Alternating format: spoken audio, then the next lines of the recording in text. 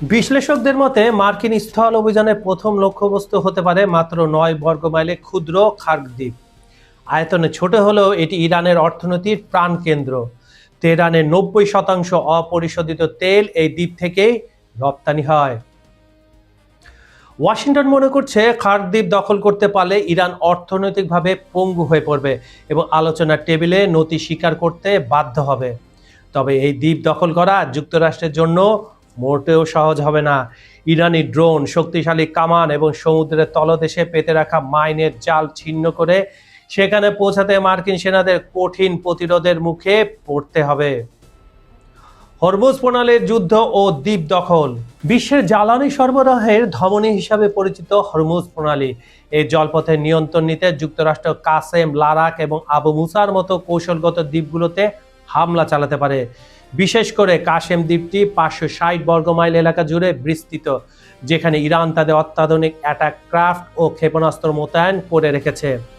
লারাক দ্বীপে থাকা ইরানি অস্ত্রভান্ডার ধ্বংস করা মার্কিন নৌবাহিনীর জন্য হবে একটি বড় চ্যালেঞ্জ।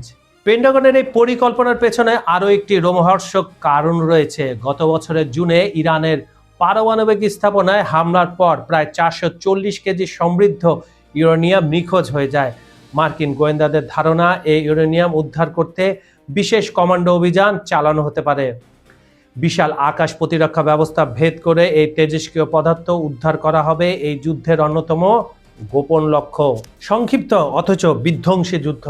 মার্কিন পররাষ্ট্রমন্ত্রী মার্কো রুবিও দাবি করেছেন এই যুদ্ধ কয়েক মাস নয়, বরং কয়েক সপ্তাহে শেষ হবে।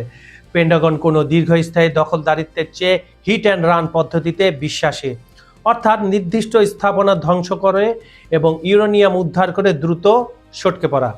তবে প্রশ্ন থেকে যায়, মার্কিন সেনারা যদি কোনো দ্বীপ দখল করে তবে ইরানের পাল্টা ড্রোন ও মিসাইল হামলার মুখে তারা কতদিন সেখানে টিকে থাকতে পারবে? কারণ মার্কিন যুক্তরাষ্ট্রের যে ২৭টা ঘাঁটি ছিল সেখান থেকে তো ১৭টার বেশি ধ্বংস করে দিছে। এখানে আবার আসলে তাদেরকে একদম যেটাকে বলে পাছায় বাড়ি দিয়ে পাছা লাল করে এদেরকে দৌড়ানি দিবে।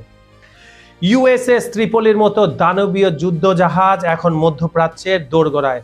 দুটাকে মেরে ভাগাইছে, আবার দুইটা আসছে। ওয়াশিংটন পোস্টের তথ্য মতে পেন্টাগন কয়েক সপ্তাহের এক ঝটিকা স্থল অভিযানের চূড়ান্ত প্রস্তুতি নিচ্ছে। যদিও ট্রাম্প প্রশাসন এখনো চূড়ান্ত অনুমোদনের বিষয় নীরব, তবে রণক্ষেত্রে মার্কিন সেনাদের এই তৎপরতা ইঙ্গিত দিচ্ছে মধ্যপ্রাচ্যের মানচিত্র হয়তো আবার রক্তে রঞ্জিত হতে চলেছে। ইরানও কিন্তু হাত গুটিয়ে বসে নেই। তাদের মাইনের জাল আর আত্মঘাতী ড্রোনের বহর প্রস্তুত রয়েছে মার্কিনীদের ওয়েলকাম জানানোর।